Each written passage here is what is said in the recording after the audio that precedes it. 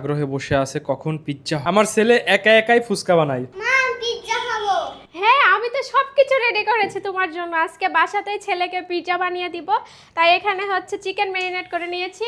কি হইছে পাপা? ও বল দেখাবে? বল দেখাবে না? বল দেখাও সবাইকে। এটা বল। পিঙ্ক কালার বল। এটা কিন্ডার জয়। ও কিন্ডার জয়।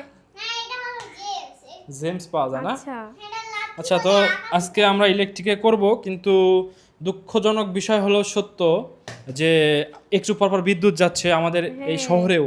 আপনাদের এলাকাতে হয়তো বা কম যাচ্ছে, ঢাকায় একটু বিদ্যুৎ কম যাচ্ছে। তো এখন যদি বাইরের দেশ থেকে বলেন বিদ্যুৎ তো ভাই যাচ্ছে না, তাহলে হবে না।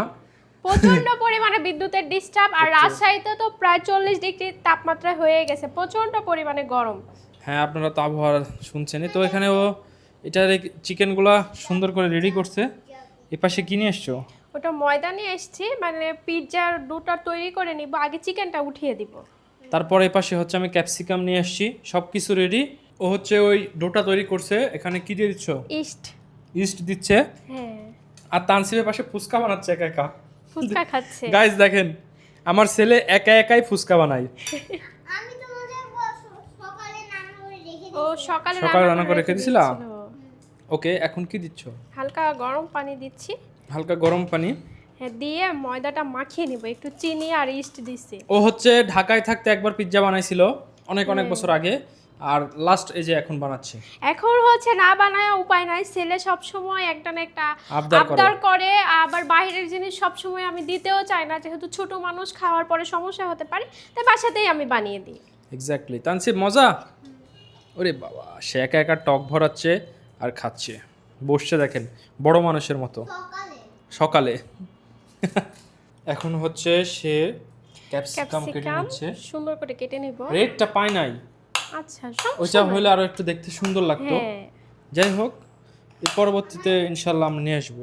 এখন হচ্ছে মিউনিস আর সস একসঙ্গে মিক্সড করে মিশ্রণ বানাচ্ছে। আর পিৎজার- মিউনিসের এটা ভেঙে গেছে আমার থেকে, একটু ইগনোর করবেন প্লিজ। স্পেশাল সস বানিয়ে নিচ্ছি আমি। স্পেশাল সস পিৎজাতে দেওয়ার জন্য না? ক্যাপসিকাম কাটা শেষ।